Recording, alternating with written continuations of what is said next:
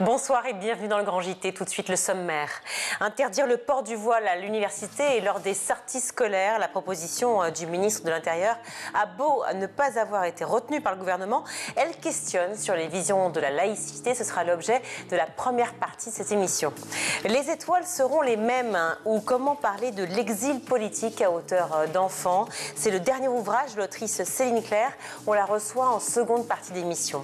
Dans sa chronique, Charlotte Sauvaget nous emmène au Burkina Faso où le nombre de mariages forcés est malheureusement en hausse. Charlotte que l'on retrouve tout de suite pour l'actualité en bref.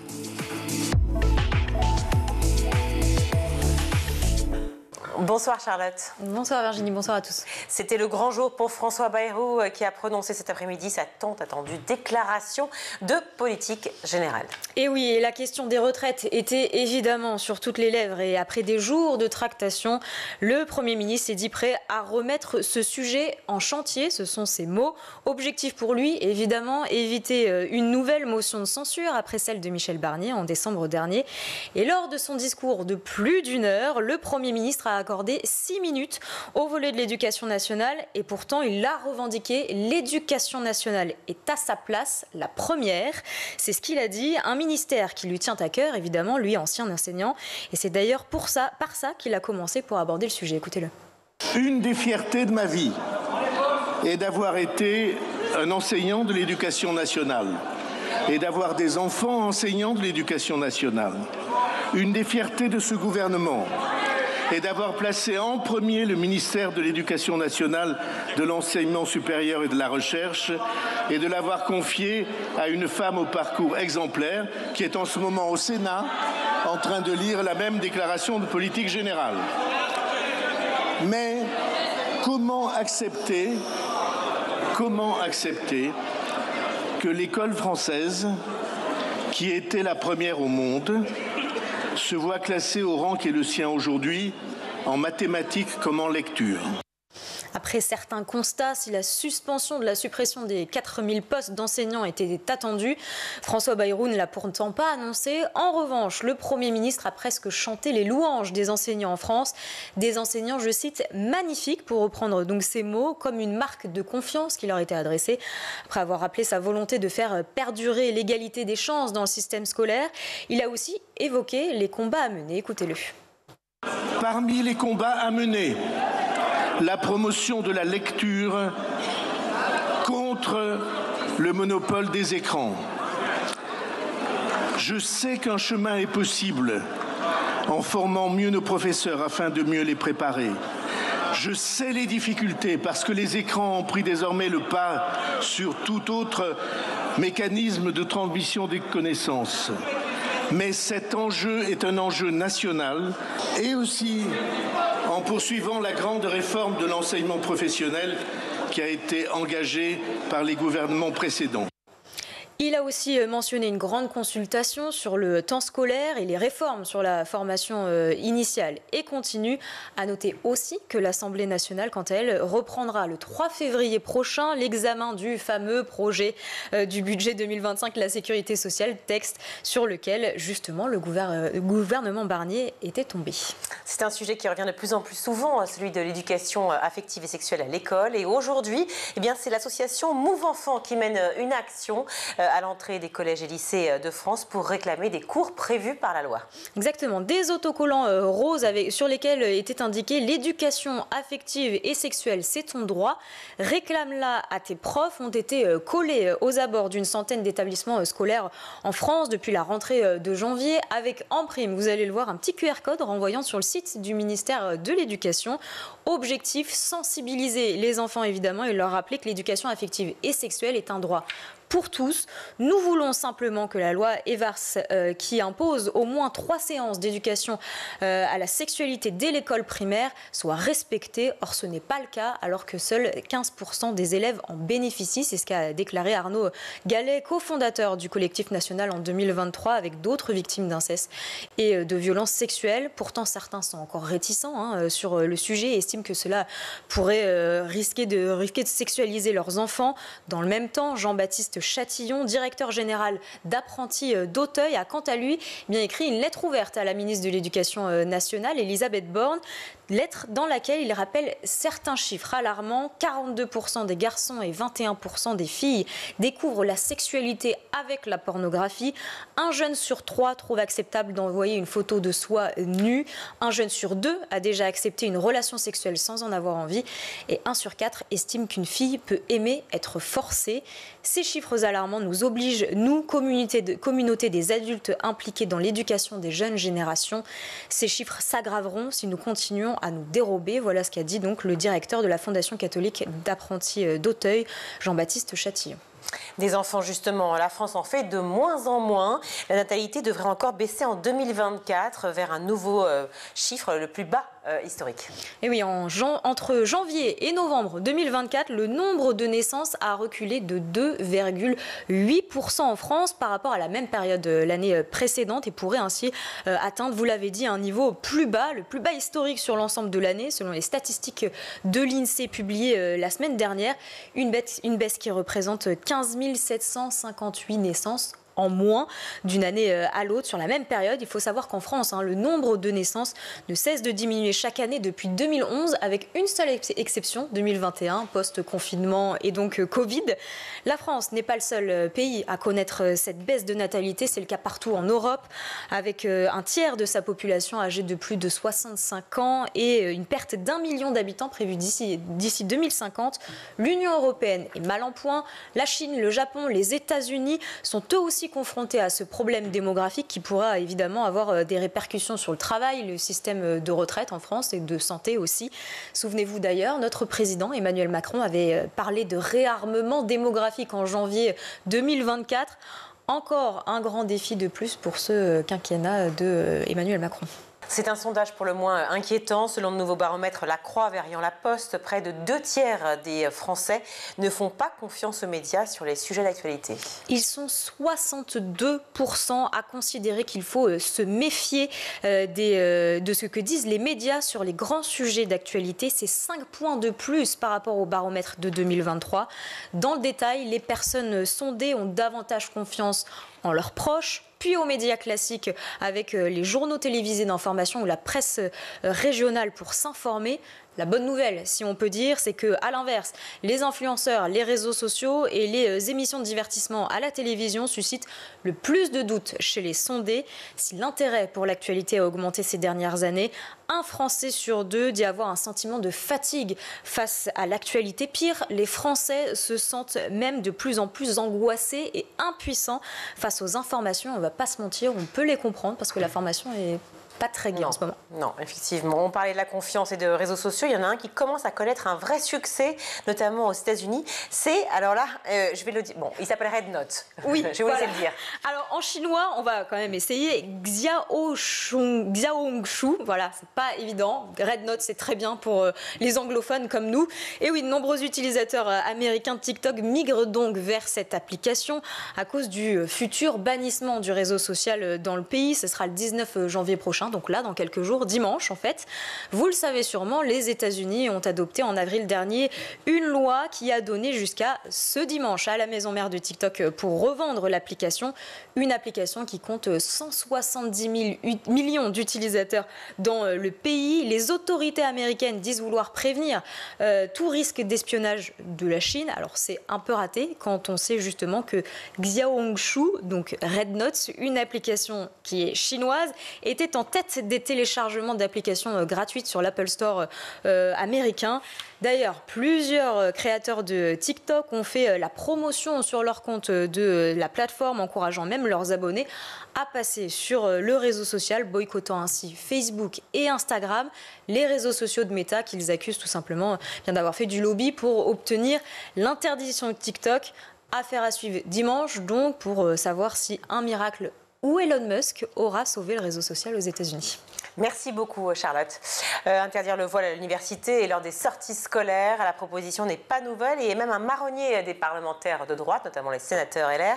Mais c'est le ministre Bruno Retailleau lui-même qui la remet sur le devant de la scène. Pourquoi ces situations sont-elles ciblées et que disent surtout les textes sur la laïcité? Que dit la loi? On en parle tout de suite avec nos invités. Et Et pour en parler, je suis ravie d'accueillir sur ce plateau Daniel Verba. Bonjour.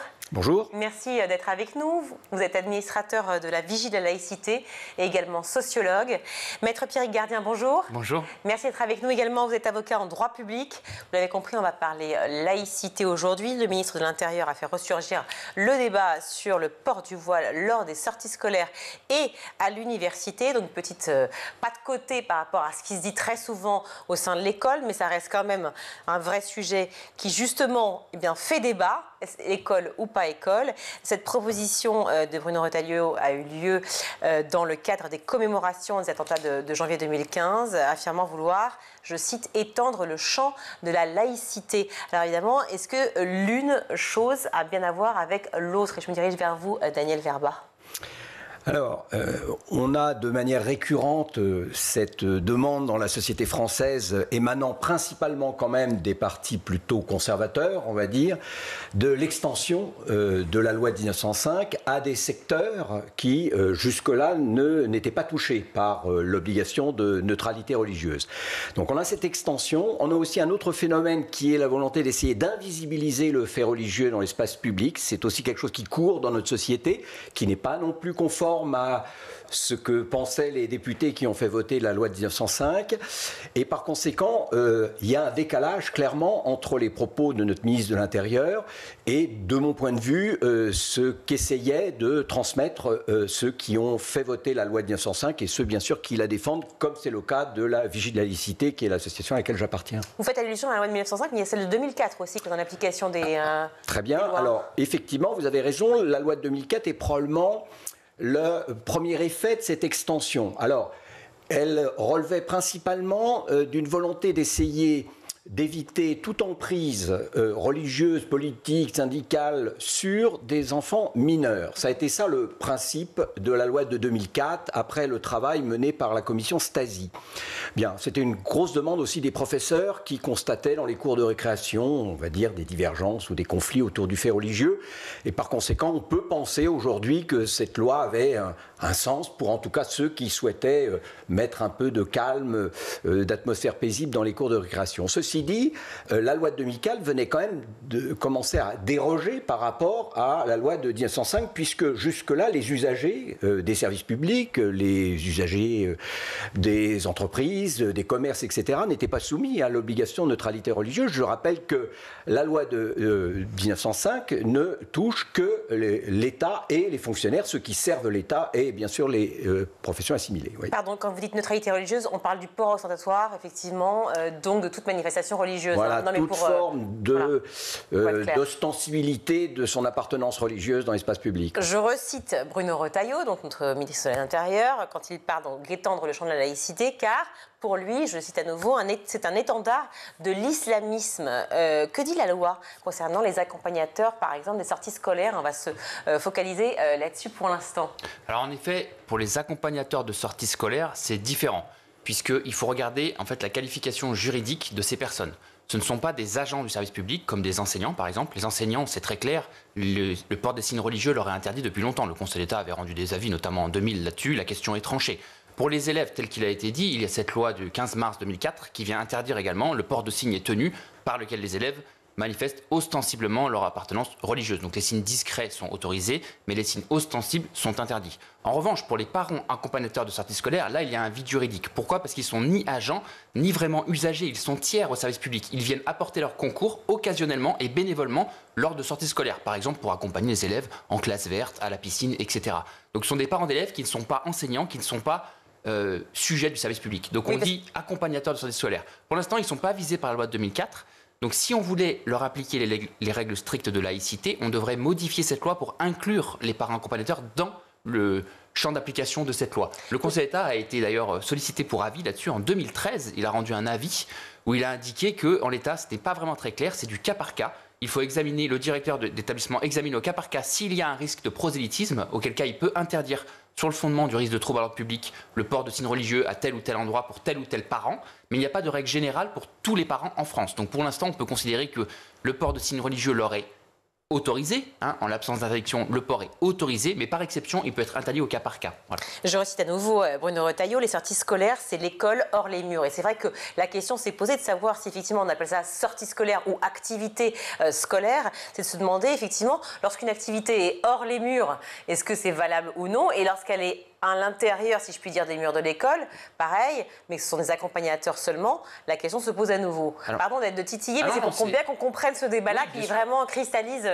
aujourd'hui la population. C'est un point important et justement, ça me permet de rappeler une jurisprudence qui a été rendue très récemment par la Cour administrative d'appel de Lyon en 2019, qui a dit que quand les parents accompagnateurs de sortie scolaire se trouvent dans l'enceinte des établissements, écoles, collèges et lycées publics, les règles de laïcité leur sont applicables. C'est-à-dire qu'ils ne peuvent pas manifester ostensiblement leur appartenance religieuse, comme les élèves. Mais par contre, quand ils sont en dehors des murs, c'est-à-dire dans la rue, pendant l'accompagnement des élèves vers la sortie scolaire, vers la piscine, etc., là, les règles de laïcité ne leur sont pas applicables. Donc il y a une distinction qui a été faite par la Cour administrative d'appel et qui sera probablement reprise par le Conseil d'État s'il était saisi de la question. Il n'a pas été saisi, mais pour l'instant, c'est cette jurisprudence qui fait foi de 2019. Alors voilà, et on revient effectivement à ces termes qui sont importants de neutralité religieuse, et on le redit encore à nouveau. Alors, ce sont des termes qui sont finalement juridiques, mais encore une fois, ce n'est pas une neutralité dans ce que l'on ressent, dans ce que l'on vit dans sa foi, mais dans ce qu'on va montrer à l'extérieur. Je le redis parce que vraiment, c'est important toujours de bien comprendre. Mais la dimension d'ostensibilité est très importante. Voilà, justement, c'est exactement, c'est là où j'allais justement y venir. Merci justement de préciser, parce qu'on dit ostensible ou pas, discret, pas discret. Ça veut dire quoi? Parce que bon, est-ce qu'une croix c'est discret? Est-ce qu'une kippa c'est discret? Alors non, une croix c'est pas discret, une kippa non plus. Alors c'est quoi? Alors à moins que la croix, par exemple, soit sous le chemisier ou sous la chemise, une kippa c'est un signe ostensible d'appartenance religieuse, et ça relève bien de l'interdiction de 2004 pour les élèves et de la loi de séparation des églises et de l'État pour les fonctionnaires. Donc là, il n'y a pas d'ambiguïté sur l'application de cette loi. D'accord, mais alors du coup, on peut repartir sur le camis, on peut repartir sur tous les vêtements, effectivement, qui seraient moins considérés que, par exemple, le voile dont on parle tout le temps, et depuis fort longtemps d'ailleurs maintenant. Alors on voit bien qu'au-delà de ces questions, on va dire, de jurisprudence, où on cherche un peu la petite bête partout, on a un autre problème qui se pose, c'est l'acceptation dans notre société du fait religieux musulman. Je pense que c'est principalement ça qui est en question. On a pendant 2 siècles remis en cause le catholicisme romain, on a fait la Révolution française, etc., qui était quand même globalement très hostile aux religieux. On est resté une société anticléricale, globalement, même si ça s'est un petit peu apaisé au cours de la deuxième partie du XXe siècle.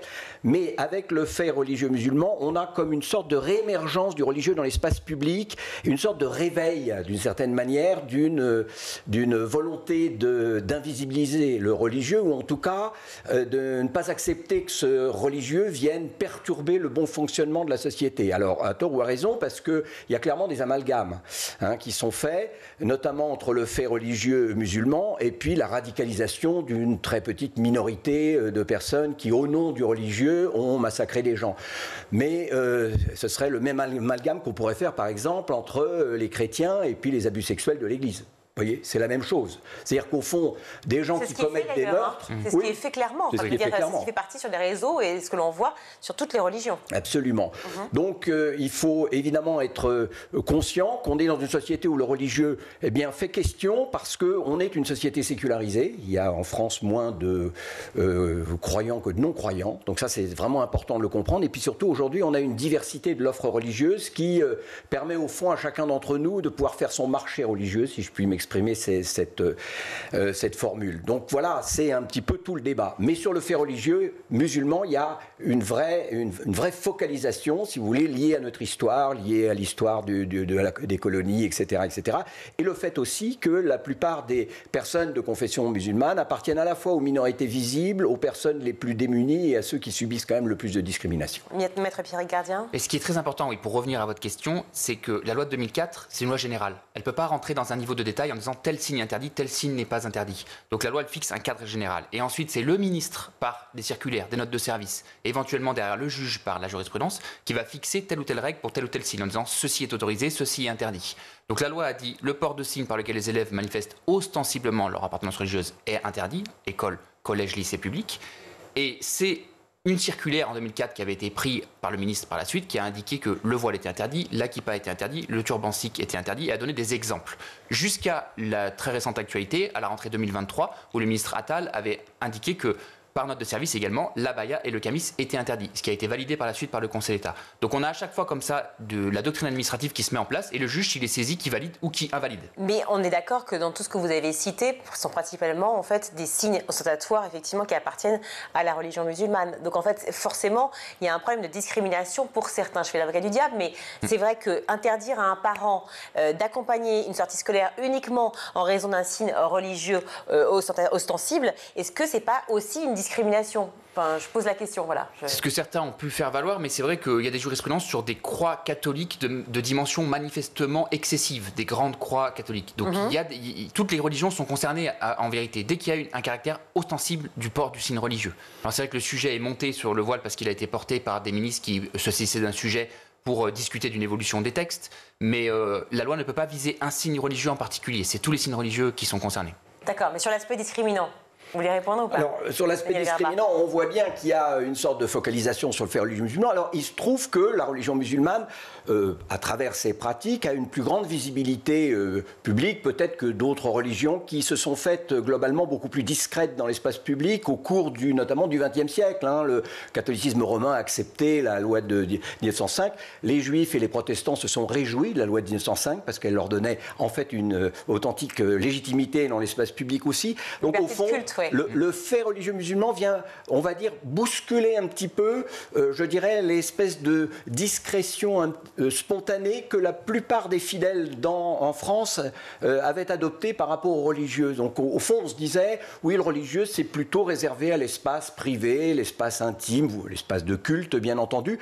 Il y avait quand même quelque chose d'un petit peu intégré de manière spontanée, et le fait religieux musulman a bouleversé, en tout cas, bousculé un petit peu ça. Il faut quand même dire aussi qu'il y a des raisons pour lesquelles le fait religieux musulman a bousculé tout ça. Il y a une histoire, il y a aussi la difficulté pour nos concitoyens, concitoyennes, musulmans et musulmanes à se voir reconnaître en France, savoir reconnaître leur situation, parfois difficile socialement, en tout cas où l'intégration pose un certain nombre de difficultés dans les cités, dans les quartiers enclavés, etc. Donc il y a une histoire qu'il faut comprendre, et peut-être que le fait religieux tel que l'expriment les jeunes veut dire quelque chose d'autre que du religieux. Mais c'est pas ce qu'il leur est reproché justement. Est-ce qu'on n'a pas une assimilation trop lourde entre la religion et la politique? Alors là, il y a sûrement, clairement, dans les enquêtes que l'on mène sur les motivations pour lesquelles les jeunes femmes, et notamment les adolescentes, parce qu'on parle quand même beaucoup d'adolescentes, et il ne faut jamais oublier que l'adolescence, c'est une période un peu insécure où on... Très vindicatif. Voilà, on est très... On est d'extrême gauche, d'extrême droite, voilà. En tout cas on a envie de sauver le monde, on a envie de défendre des valeurs. Et tant mieux d'ailleurs. Non mais je veux dire... Absolument. Et il y a une forme de dogmatisme de l'adolescence. Je crois que Serge Effès parle d'une période de la vie radicale. On est dans une forme de radicalité. Et donc certaines adolescentes s'emparent au fond du religieux pour exprimer cette radicalité sans forcément qu'il y ait une spiritualité ou une foi telle qu'on peut la fantasmer parfois en France. C'est davantage identitaire.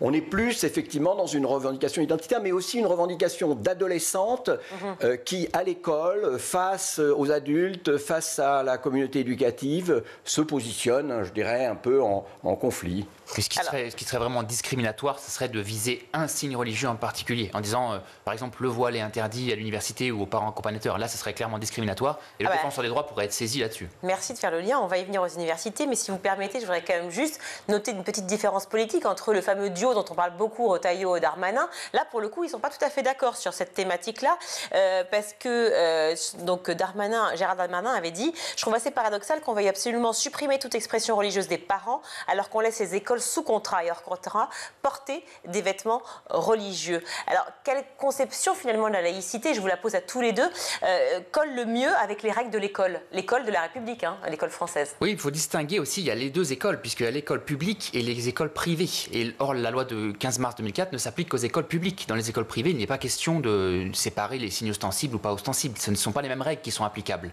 Donc à partir de là, c'est que dans l'école publique qu'on a restreint comme ça les signes religieux.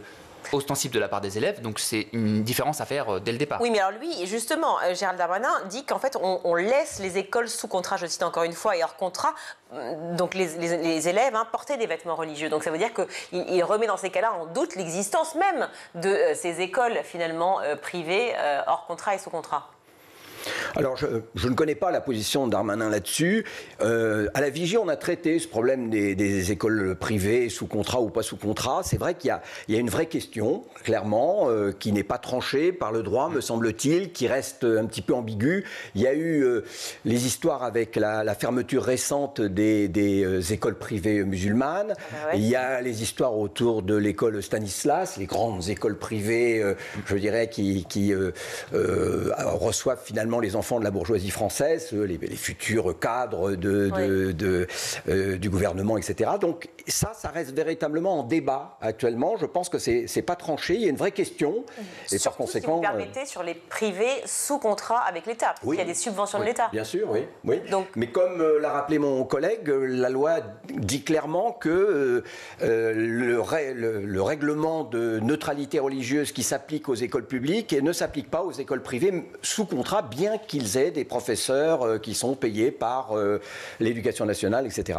Alors, les universités, on y vient justement, parce qu'on parlait de discrimination concernant la loi de 2004 sur les signes religieux ostentatoires. Les universités n'y sont pas comprises, en tout cas pour l'instant, si j'en crois en tout cas ce que j'ai lu, et donc pas visées. Pourquoi, Maître Pierrick Gardien ? Alors pourquoi ? Déjà parce que le législateur, en 2004, n'a pas souhaité inclure les universités dans le champ d'application de la loi. Oui, parce qu'on a estimé que finalement c'était école, collège, lycée, c'était pour protéger des personnes essentiellement mineures du prosélytisme qui pouvait se passer au sein des établissements. Et qu'à l'université, les règles sont différentes puisqu'on a affaire par définition à des personnes qui sont majeures. Il y a aussi des étudiants qui sont Erasmus, qui viennent de l'étranger, etc. Donc on n'avait pas souhaité appliquer des règles strictes de laïcité à l'université. C'est des choses qui peuvent évoluer, mais c'est compliqué parce qu'il faut modifier la loi de 2004 pour intégrer l'université qui pour l'instant n'est pas visée. Donc ça veut dire réunir le Parlement, trouver une majorité et faire voter une évolution du texte. C'est pas simple, notamment vu la composition actuelle du Parlement avec des majorités difficiles à trouver sur les textes. Mais en l'état actuel, les universités ne sont pas visées, donc les étudiants à l'université sont libres de porter tous les signes religieux qu'ils souhaitent au sein des universités françaises. Mais c'est une évolution possible, Daniel Verba, ça, que ça arrive dans les universités ? Oui, alors on peut, bien sûr que c'est une évolution possible. Il suffit que le législateur décide de s'emparer de cette nouvelle extension. Vous avez raison, je vais reformuler ma question.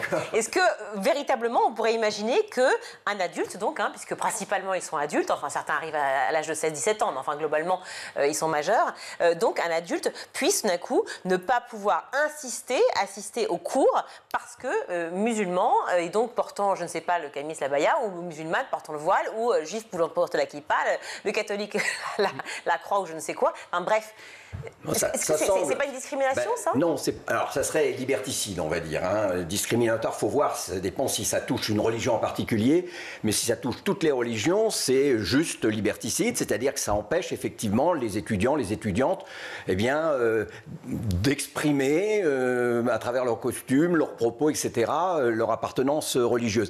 À mon avis, moi je pense que c'est peu probable que le législateur s'empare de cette loi. D'ailleurs, à partir du moment où Retailleau a commencé à en parler, on a senti que du côté du gouvernement, il réagissait en disant c'est pas le moment. Oui, puis le Conseil d'État a retoqué, vous l'avez dit dès le départ. Voilà. Et puis il y a d'autres chats à fouetter en ce moment, à mon avis, que la question du port de signes religieux à l'université. Alors il faut aussi dire, parce que je suis référent laïcité de l'université Sorbonne Paris-Nord, on est en Seine-Saint-Denis, donc on a une surreprésentation d'étudiants qui viennent des quartiers populaires, qui ont une pratique souvent religieuse, notamment musulmane. On n'a pas de problème particulier, on a quelques dérapages autour des prières dans les couloirs, par exemple, qui sont gérés en général par le président, qui rappelle que non, l'université n'est pas un lieu de culte, par conséquent, on ne peut pas dévoyer son usage. On a eu une ou deux affaires un petit peu compliquées à gérer, mais globalement, et comme je fais partie aussi de l'Association nationale des référents laïcité, on voit bien que dans les autres universités, c'est pas un problème exceptionnel, en tout cas. J'ai l'impression que ça travaille beaucoup plus, on va dire, les extrêmes ou les polarités de la vie politique ou de la vie médiatique que la population. Moi, je pense que c'est effectivement un instrument actuellement mobilisé par les politiques pour s'exprimer sur la scène publique et essayer d'attirer un petit peu l'attention du chaland, quoi. À l'instar de Julien Audoul en 2019, qui nous a fait une très belle démonstration. On peut peut-être regarder, je crois qu'on a cette vidéo. je vais vous demander, s'il vous plaît, au nom de nos principes laïques, de bien vouloir demander à l'accompagnatrice qui vient de rentrer dans cette salle de bien vouloir retirer son voile islamique, s'il vous plaît. Nous sommes dans un bâtiment public, nous sommes dans une enceinte démocratique. Madame a tout le loisir de garder son voile chez elle, dans la rue, mais pas ici, pas aujourd'hui. Voilà. Assemblée générale en Franche-Comté, et donc on voit cette mère de famille accompagnatrice, son fils qui se met à pleurer, enfin hécatombe, évidemment débat partout. Bon, là on peut dire que c'était un coup de pub, non? C'était quoi? Coup de Complètement, mais je pense que mon collègue juriste, avocat, dira que c'était totalement illégal. Ah oui, oui, là il y avait beaucoup de polémiques sur ce sujet avec cette vidéo qui était sortie, mais c'est vrai que les usagers du service public, par exemple, si vous vous rendez dans une mairie, vous avez tout à fait le droit de porter un voile ou une kippa ou un signe religieux. Vous n'êtes pas assujettis aux règles de neutralité religieuse. Donc là, si vous assistez dans le public à une assemblée régionale, une assemblée locale, il n'y a pas de difficulté pour vous présenter avec un signe religieux. Ce n'est pas comme si vous étiez un agent ou si vous étiez en fonction officiellement devant des élèves, etc. Donc là, oui, clairement, il y avait de la politisation sur ces sujets-là. Oui. En fait, ce principe de laïcité, cette notion de laïcité, aujourd'hui, elle est toujours mal comprise ou incomprise ou encore discutée. Et pour autant, c'est vrai que peut-être que on le fait mal, hein, nous les médias, mais en tout cas, on essaie d'en parler le plus simplement possible. J'imagine que vous, chacun de votre côté aussi, vous le disiez très élégamment et très justement, finalement, ça concerne quand même une minorité de gens. Non, mais c'est vrai qu'il faut le rappeler, hein, ces drames-là, qui sont des vrais drames, certes, mais ça concerne une minorité. Donc, pourquoi ça cristallise toujours comme ça? C'est-à-dire qu'on va vers le pire, en plus, avec Mark Zuckerberg et sa folie de non-fact-checking, avec l'IA, enfin, qu'est-ce qui va... C'est quoi la vie qui nous attend? C'est difficile. La laïcité, c'est une histoire française. C'est finalement, on essaie de concilier deux choses, puisque dans la Constitution française, dans la Déclaration des droits de l'homme, on vous dit la République, elle reconnaît tous les cultes et elle garantit à chacun la liberté religieuse. Donc ça, c'est le principe, c'est la base. Et ensuite, par exception, on va interdire au cas par cas, ici à des enseignants, ici à des élèves, de porter des signes qui sont excessifs, mais il ne faut jamais perdre en tête que la règle, c'est la liberté et que la restriction de police, c'est l'exception. Donc voilà, inclure les signes religieux à l'université, par exemple, ça supposerait de modifier la loi. Il y aurait un contrôle du Conseil constitutionnel qui serait saisi, puisqu'on est dans un état de droit. Donc est-ce que c'est compatible avec les règles qui sont constitutionnelles? Il y aurait un sujet là-dessus. Il faudrait motiver l'interdiction. Pourquoi est-ce qu'on élargit? Pourquoi est-ce qu'on remet ce sujet? Est-ce qu'il y a une nécessité? Est-ce qu'il y a eu des exemples de troubles à l'ordre public dans telle ou telle université? Est-ce qu'il y a eu des choses qui se sont passées? Est-ce qu'il y a eu du prosélytisme? Est-ce qu'il y a eu des... Voilà, il faut fonder en droit des mesures. Et c'est vrai que c'est des sujets qui reviennent, qui enflamment toujours l'opinion quand on parle de la laïcité, alors que les règles sont techniques, sont juridiques, et qu'il faut prendre les choses calmement. Elles sont techniques, juridiques, mais elles ont évolué, les lois. Donc on pourrait imaginer que ça évolue à nouveau. Dans la mesure où le ministère de l'Éducation est devenu aussi un super ministère d'État également, et je le rappelle, de la recherche et de l'enseignement supérieur, est-ce qu'on pourrait imaginer que les règles, du coup, soient uniformisées, notamment pour les signes ostentatoires? Alors, je ne le pense pas, mais après tout, c'est difficile. Moi, un sociologue ne prophétise rien. Je lis pas dans un marc de café. Donc, c'est important. Ce que vient de rappeler mon collègue est très important. La laïcité, c'est un principe juridique et politique qui garantit la liberté d'expression religieuse, quelle qu'elle soit, athéisme, déisme, bien sûr toutes les religions, etc. Donc ça, c'est très important. C'est une loi libérale. La formule d'Aristide Briand, si je me souviens bien, donc le porteur de la loi de 1905, c'est la loi protège la foi dès lors que la foi ne vient pas se substituer à la loi. Bon. Voilà, la formule, elle est, de mon avis, d'une clarté totale. Et ça, c'est très important de le dire. La laïcité, ça protège aussi les fidèles, quels qu'ils soient, quelles que soient leurs croyances, leurs convictions religieuses. Et ça, c'est extrêmement précieux pour nous en France. Qu'une loi puisse protéger toutes les expressions religieuses, même celles des non-croyants, c'est fondamental et c'est précieux. Il faut y toucher, de mon point de vue, le moins possible. Riss, qui est donc le fondateur de Charlie Hebdo, dessinateur aussi hors pair et auteur, disait vraiment à quel point il faut avoir connu, ou ne pas avoir connu plutôt, un pays sous dictature et où on ne peut pas s'exprimer pour évidemment être tiraillé aujourd'hui par ce principe de laïcité. Oui. Ils le disent autrement et beaucoup mieux que moi. Hein. Ça, c'est vraiment très, très, très important. Ça. J'assistais il n'y a pas très longtemps, j'animais une séance justement autour du fait religieux, et autour de la table, il y avait des tas de gens qui venaient de différentes parties de la France, et ils se sont présentés en exprimant de manière extrêmement spontanée leur appartenance religieuse. Et je me suis dit à un moment, il n'y a qu'en France que c'est possible. En tout cas, il y a que dans une démocratie telle que la France, que l'on peut effectivement comme ça tranquillement dire « Ah ben moi je suis athée, moi je suis musulman, moi je suis juif, etc. » Bah oui, c'est extraordinaire et on va finir là-dessus. Pardon, je me suis trompée, c'est pas fondateur de Charlie Hebdo, mais c'est directeur de la rédaction. Mais bon, je l'aime tellement que voilà, je peux le dire. Merci beaucoup à vous deux d'être venus sur ce plateau. Daniel Verba, je rappelle que vous êtes administrateur de la Vigie de la laïcité, sociologue, et maître Pierrick Gardien, avocat en droit public. Merci à vous deux. On marque une courte pause et on se retrouve dans le Grand JT.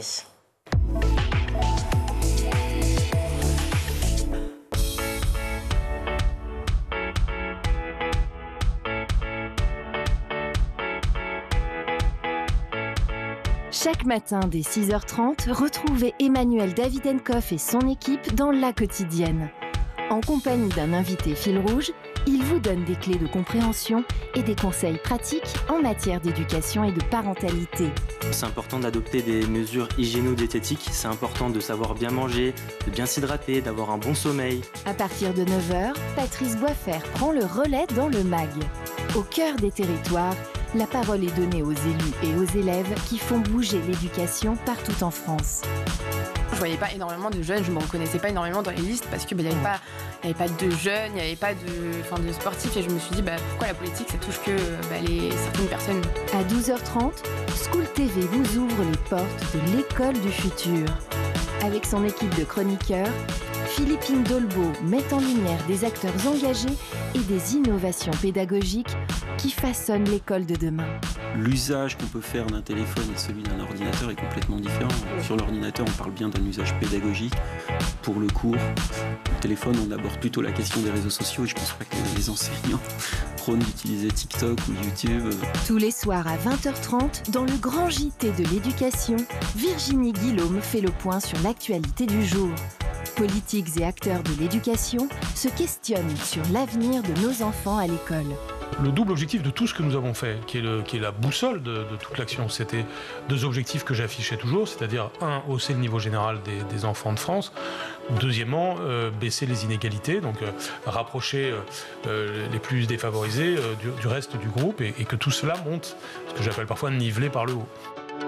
Chaque samedi et chaque dimanche, Malika Ménard reçoit une personnalité qui raconte ses souvenirs d'écolier et dévoile sa vision de l'école d'aujourd'hui et de demain. L'amour devrait être enseigné à l'école, l'empathie devrait être enseignée à l'école, la vraie éducation civique, l'amour de l'autre, l'amour des plantes, le respect de l'environnement profond, l'alimentation vraie, ça devrait être enseigné à l'école. School TV, imaginons ensemble l'école de demain.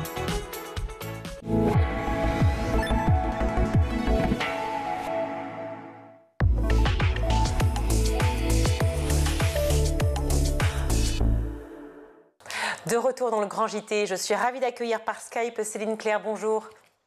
Bonjour. Merci d'être avec nous Céline Claire, vous êtes autrice avec Valérie Michel qui est illustratrice de cet album qui s'appelle Les étoiles seront les mêmes, l'histoire d'une grande amitié au-delà des frontières aux éditions Saltimbanque. Alors cet album absolument génial, poétique, très fort. Très fort à plein d'égards, et on va en parler ensemble, très touchant, mais aussi sur ce thème qu'est l'exil. C'est l'histoire donc de Lou, qui, après avoir tout perdu, s'enfuit à bord d'un bateau et débarque dans une ville qu'il ne connaît pas, il ne connaît personne. Et c'est donc ce que je disais en amorce, c'est l'histoire effectivement d'un jeune enfant exilé. Oui, c'est tout à fait ça. Moi, au départ, je n'ai pas voulu écrire d'histoire sur justement l'exil. J'ai surtout souhaité orienter mon histoire sur la barrière de la langue. Comme Lou arrive dans un pays inconnu avec une langue qui n'est pas la sienne. Et j'ai voulu axer sur justement la relation qui pouvait se bâtir entre Lou et des enfants. Au-delà de cette barrière de la langue. Mais justement, cette barrière de la langue, on la voit à travers les dessins de Valérie Michel. Ici, on voit que ce petit loup qui est là, ici, on le voit au sol, qui utilise la neige pour pouvoir expliquer finalement ce qu'il a vécu, ce qu'il ressent. Il tente de raconter son histoire et petit à petit, on va voir que c'est grâce au dessin qu'il arrive non seulement à lier une vraie relation avec ces 3 autres enfants qu'il croise, Niels, Galia et Hans, mais aussi pour retrouver un être cher. Tout à fait, c'est ça. Au départ, le dessin ne s'impose pas comme un moyen de communication. Et d'ailleurs, c'est d'abord la moquerie qui va arriver en premier, puisque les 2 garçons ont tendance à commencer à se moquer de Lou qui ne comprend pas leur langage. Et puis, justement, Galia, une petite fille, arrivera pour s'interposer entre eux. Et à partir du moment où ils arriveront à communiquer déjà par les gestes, simplement en mettant la main sur le cœur ou par le regard aussi, ensuite Lou va pouvoir s'exprimer justement en dessinant, car il a un grand talent, Lou, qui va certainement sauver la situation, c'est qu'il est très bon dessinateur. Très bon dessinateur, oui, on va y revenir effectivement, et notamment avec les dessins que je vais vous montrer qui sont absolument magnifiques. C'est l'histoire d'une grande amitié au-delà des frontières. C'est le sous-titre, on peut dire ça comme ça, de cet album. C'est comme s'il était nécessaire de rappeler à quel point la différence est une richesse, peut-être, Céline Claire.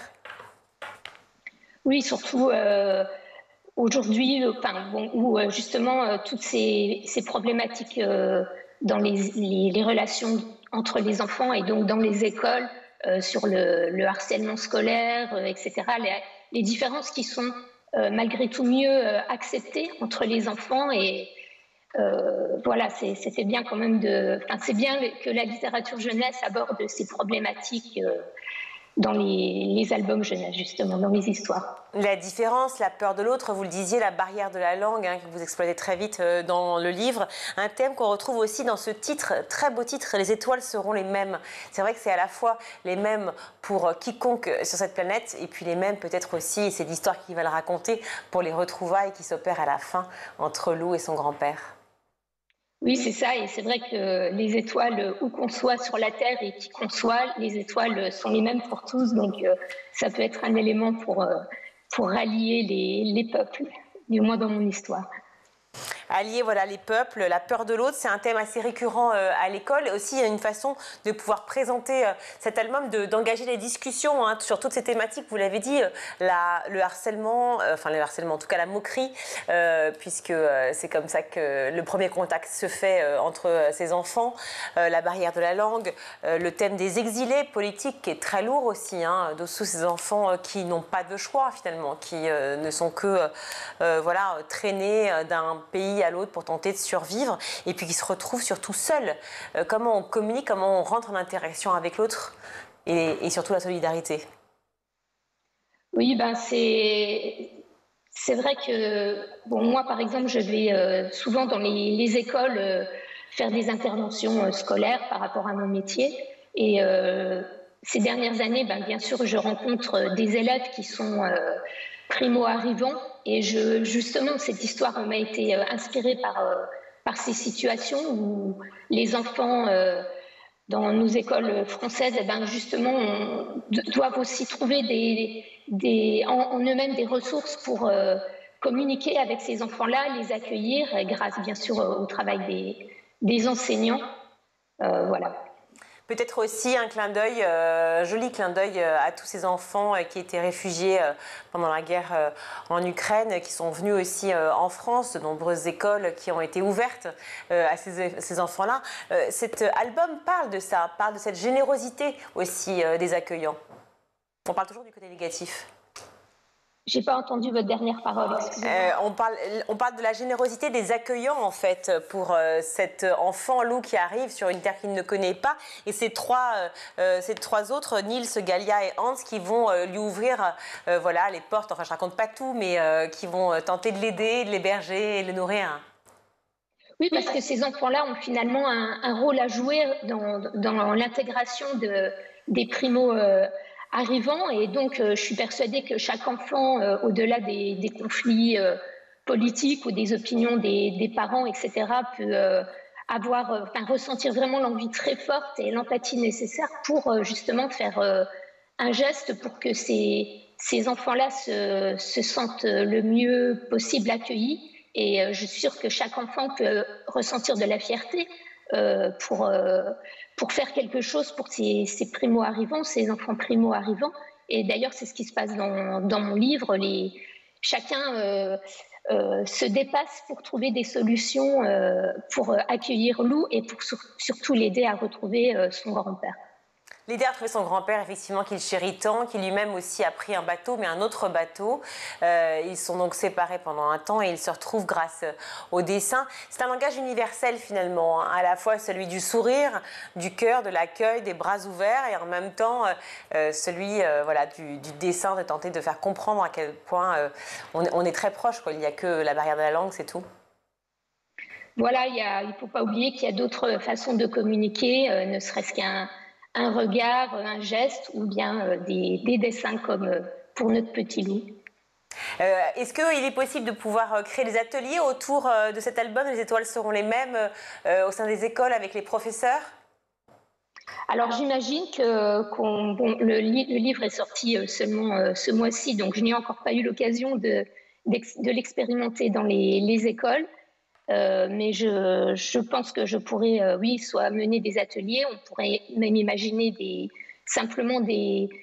un atelier philosophique par rapport à justement l'accueil des migrants, l'accueil des primo-arrivants au sein d'une classe.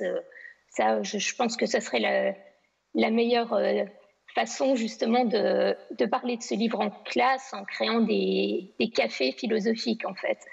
Vous parlez de la philosophie, c'est exactement ce que je me suis dit lorsque j'ai vu le titre, hein, Les étoiles seront les mêmes. Il y a un aspect philosophique vraiment très fort dans le titre. Et encore une fois, cette illustration de Valérie Michel à la fin, voilà, où on le voit, alors là on le verra mieux, voilà, les étoiles seront toutes les mêmes et maintenant on les verra ensemble.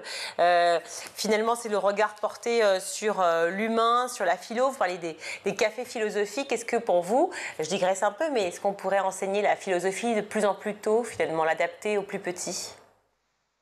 Je crois même que ça se fait beaucoup maintenant, même pour des maternelles. En instaurant des temps de dialogue où chaque enfant peut donner son avis sur un sujet et sans justement qu'il y ait de jugement de la parole de l'autre. Et surtout sans que la parole des parents puisse influer justement sur ce temps d'échange en intimité au sein de l'école. Eh bien, écoutez, merci beaucoup Céline Claire d'avoir participé au Grand JT. Je rappelle donc le titre de cet album très poétique, Les étoiles seront les mêmes. Céline Claire et Valérie Michel qui l'a illustré, l'histoire d'une grande amitié au-delà des frontières, et c'est paru aux éditions Saltimbanque. Merci à vous. Merci. On va tout de suite retrouver Charlotte pour sa chronique.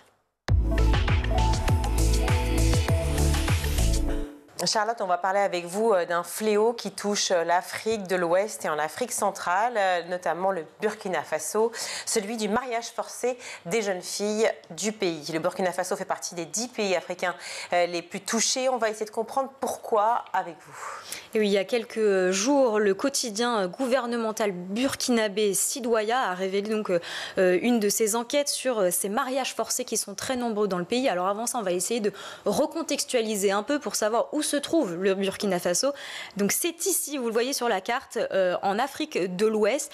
C'est un pays qui est entouré de 6 autres pays limitrophes. Vous allez le voir, le Niger, le Bénin, le Togo, le Ghana, la Côte d'Ivoire et le Mali. Sa capitale politique, c'est Ouagadougou. Et donc, ce pays de plus de 20 millions d'habitants a l'un des taux de mariage forcé les plus élevés d'Afrique, vous l'avez dit, mais aussi du monde. Ces mariages forcés concerneraient 2,8 millions d'enfants en 2022, selon l'UNICEF, et plus de 52% des femmes mariées avant l'âge de 18 ans et 10% avant l'âge de 15 ans. Ça représente donc 548 200 petites filles qui sont mariées avant l'âge de 15 ans. Il faut le savoir, cette pratique est pourtant considérée comme néfaste, mais surtout elle est punie par la législation et par des articles du Code pénal, et pourtant elle perdure. Alors elle est punie, effectivement, vous l'avez dit, dit, par la législation, et pourtant ça perdure. Comment on peut expliquer, entre guillemets, ces chiffres qui sont catastrophiques? Bien, le problème majeur du Burkina Faso, ça reste l'insécurité, notamment à cause de la menace djihadiste très forte dans le pays, comme le montre cette carte qui a été diffusée par le ministère des Affaires étrangères. On voit bien qu'il est déconseillé d'aller à peu près partout dans le pays. En rouge, les zones formellement déconseillées, et en orange, les zones déconseillées sauf raison impérative, ce qui montre bien qu'il n'y a pas vraiment de lieu sûr au Burkina Faso. Alors certes, cette carte est destinée aux Français, mais il n'empêche que pour les gens sur place, eh bien, la situation est quand même très compliquée. Et cette insécurité a donc un lien manifeste avec les mariages forcés des jeunes filles là-bas? Oui, malheureusement, c'est même l'un des facteurs majeurs avec la pauvreté. Ce sont deux facteurs qui sont liés. C'est notamment ce qu'a analysé la conseillère technique genre de l'ONG Save the Children, Sylvie Valiant. Avec le terrorisme, il y a de nombreuses personnes déplacées. Les parents éprouvent vraiment des difficultés à s'occuper de leurs enfants. Donc donner sa fille en mariage, c'est avoir une bouche en moins à nourrir. On se dit que son mari va la protéger et s'occuper d'elle. Aujourd'hui, l'insécurité exacerbe le phénomène.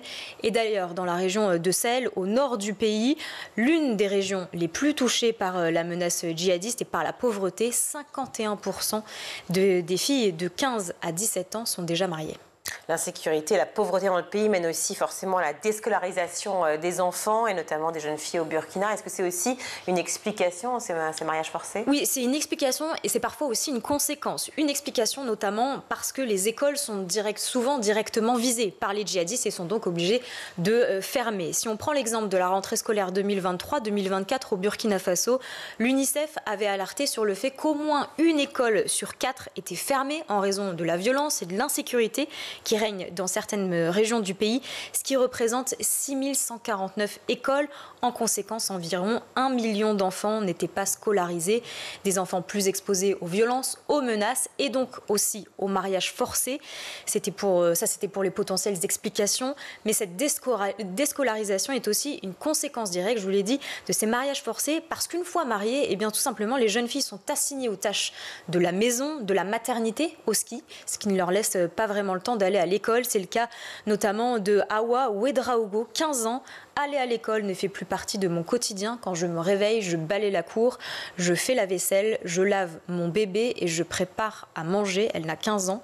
Elle n'a que 15 ans. À noter qu'au Burkina Faso, seuls 64,2% des filles ont accès à l'éducation. Et d'ailleurs, la Direction générale des études, des statistiques sectorielles du ministère de l'Enseignement, de l'Alphabétisation et de la promotion des langues nationales, 654 cas d'abandon scolaire liés au mariage d'enfants ont été signalés au cours de la rentrée scolaire 2021-2022. Ce ne sont que les cas qui ont été recensés et signalés, évidemment, il doit y en avoir plus. Le Burkina Faso et les ONG essayent malgré tout de sensibiliser la population sur ce problème, avec notamment cette campagne réalisée par l'UNICEF en 2021 et qui court toujours. Ne m'appelez pas madame avant 18 ans, c'est assez fort. Et sur les murs des villages aussi, des dessins cherchent à alerter sur ce phénomène. Bref, le combat ne s'arrête pas au Burkina Faso et en parler, c'est aussi faire prendre conscience de ce qui se passe là-bas. Toutes les 2 secondes, une enfant est mariée dans le monde. C'est ce qui était écrit sur l'affiche de l'UNICEF, on le rappelle. Merci beaucoup pour cette chronique bien triste, mais très importante de le redire et de le savoir. Merci beaucoup, Charlotte. On va tout de suite retrouver le meilleur de School TV avec le ZAP. Sur le sentiment de culpabilité, parce que s'il y a bien un sentiment qui parcourt l'ensemble du roman, c'est celui-ci, et que vous incarnez beaucoup à travers le narrateur de l'histoire. Oui, qui est le père. Voilà. Puisqu'effectivement, celui qui parle, celui qui s'exprime, c'est le père de cet enfant qui a décidé de mettre fin à ses jours. Il s'exprime dans un jour particulier, c'est le jour qui a été choisi pour organiser une marche blanche en hommage à son fils disparu. Et effectivement, on suit tout au long du livre ses pensées intérieures. C'est-à-dire à la fois les souvenirs qui reviennent, qui ressurgissent de cet enfant-là, alors qu'il était vivant, et puis de tout ce qui s'est produit dans les derniers mois et dernières semaines et qu'il n'a pas vu ou qu'il a vu avec retard. Et s'il est traversé par la culpabilité, c'est précisément pour cette raison. C'est parce qu'il était supposé protéger son fils, puisqu'il est son père, et qu'il a l'impression d'avoir merdé. Je vais dire ça à un moment, je suis un père qui a merdé. Et alors évidemment, à sa décharge, les indices étaient souvent ténus et les signaux étaient souvent faibles. Parce que ça fait partie de la richesse, à la fois dans le cadre, dans les cas de harcèlement. Du livre, ouais. Mais tout cas, lui, il se dit pourquoi je n'ai rien vu, pourquoi je n'ai pas suffisamment compris, pourquoi j'ai réagi avec retard, qu'est-ce que j'ai manqué, qu'est-ce que j'aurais dû faire. C'est aussi un père qui est traversé par un sentiment terrible d'impuissance. C'est-à-dire qu'est-ce que j'aurais dû faire pour que ça s'arrête, pour que ça s'enraye. Et donc cette voix-là d'un père démuni, désemparé, c'est celle que j'ai cherchée en premier. Oui. Il y a un autre chiffre aussi, Imad, qui m'a marqué dans cette étude. 69% des jeunes considèrent que gagner de l'argent permet d'être heureux. Pourquoi, selon vous, l'argent est-il un levier de bonheur si important pour cette génération ? Alors oui, ça c'est quelque chose qui nous a frappés. C'est vrai. La question était même, est-ce que pour vous, gagner le plus d'argent possible, c'est ça, permet d'être plus heureux. Et en fait, on sent vraiment, et ça c'était très net dans l'étude, que le rapport à l'argent est décomplexé. Donc effectivement, 69% disent que gagner le plus d'argent possible est un objectif pour être plus heureux. 76% disent que c'est un objectif pour réussir sa vie. Et donc il y a moins de tabous face à l'argent que la moyenne de la population française. Ça peut être lié à des évolutions sociétales, morales, peut-être aussi des modèles qui sont véhiculés par les influenceurs. Mais clairement, le fait de gagner de l'argent est considéré de façon très significative par les jeunes comme étant une condition du bonheur. On a beaucoup parlé du métier de soigneur. Dans quelle mesure il est en lien avec le vétérinaire, justement ? Alors, c'est lui qui va dire au vétérinaire si un animal est malade, finalement. Il va lui dire, voilà, on a des radios, et puis les soigneurs appellent les vétérinaires pour leur dire, tel animal boite de la patte avant droite, il faudrait que tu passes le voir. Donc, le vétérinaire, lui, va descendre dans le parc, va aller voir, et va regarder si ça nécessite des soins. Alors, il va aussi distribuer des médicaments, voilà, mais c'est vraiment le sentinelle du vétérinaire. Sans eux, les vétérinaires ne peuvent rien faire, finalement. C'est aussi les soigneurs qui reconnaissent ces animaux. Parce que quand vous avez beaucoup d'animaux dans le même enclos, il faut être capable de reconnaître chaque animal, qui sont les femelles et qui sont les mâles. Il surveille aussi les reproductions, c'est eux ? Il va aussi surveiller les reproductions. S'il voit un signe d'une femelle qui va bientôt mettre bas, il va prévenir le vétérinaire. Enfin, voilà. Donc c'est vraiment aussi être extrêmement vigilant et faire de l'observation pour être capable de aussi reconnaître des comportements. Des fois, un animal ne va pas... Enfin, va pas montrer des signes comme un humain de maladie, mais son comportement va changer, il va pas faire comme d'habitude, il va s'isoler, etc. Et ça, le soigneur doit être capable de le voir pour prévenir le vétérinaire. On parle souvent du harcèlement ici, vous l'avez souligné, il y a bien une notion essentielle, c'est le continuum. C'est vraiment une série de petites choses. Et vous posez, tel un petit poussé comme ça, des cailloux, tout au long du récit. Je dis même que ça commence... Si on prend chacun indépendamment, bon... C'est ça, ça n'a pas forcément d'importance, mais ensemble, tout d'un coup, ça prend sens. Et ça commence souvent sur presque rien. Je dis à un moment, le drame se glisse dans un interstice. Parce que là, en l'occurrence, dans le cas précis, c'est juste parce qu'un jour, il porte un t-shirt délavé qui tire sur le rose, et que ce rose, on en déduit que sans doute il est peut-être un peu homosexuel. Et donc on commence à se moquer de lui à cause de cela. Et se moquant de lui à cause de cela, ça commence comme ça, et puis ça s'enchaîne. Et la bascule, ce qui fait effectivement que ça commence, au-delà de ce t-shirt rouge délavé, c'est que Hugo se fait insulter. Ça pourrait, vous laissez entendre que ça pourrait s'arrêter là, mais il ne se marre pas. Et cette absence de rire, c'est ce qui va autoriser le dispositif à se mettre en place. C'est-à-dire qu'en fait, il y a deux choses. D'abord, ils comprennent qu'ils l'ont blessé. C'est ça. Donc ça veut dire qu'ils peuvent lui blesser. Faire mal, là. On peut lui faire mal. Parce que c'est quand même ça, le harcèlement. C'est l'exercice d'une domination, c'est l'exercice d'un pouvoir. Donc il se dit, on l'a blessé et on voit qu'on peut continuer donc à le blesser, puisqu'il n'a pas répondu, puisqu'au fond c'est une fiotte, puisqu'au fond c'est un lâche, etc. Et donc c'est vrai que ça commence sur ça, sur presque rien. Vous parliez de pédagogie, d'éducation financière. Est-ce que vous estimez aujourd'hui que l'école, les institutions universitaires ou autres préparent suffisamment les jeunes à gérer leur argent ? Alors, si on en croit les réponses des jeunes et des Français à l'étude que nous avons faite, la réponse est non. Aujourd'hui, que ce soit les jeunes ou les Français, ils se considèrent très très mal informés. À la fois sur le fonctionnement de l'économie, la finance en général, ou plus spécifiquement sur qu'est-ce que les banques font avec leur argent. Donc aujourd'hui, effectivement, nous, on a un rôle en tant qu'acteur économique, mais je pense qu'il faut se poser la question de comment mieux former les jeunes, les Français de façon plus générale, mais dès le plus jeune âge, à l'éducation financière. C'est un enjeu social.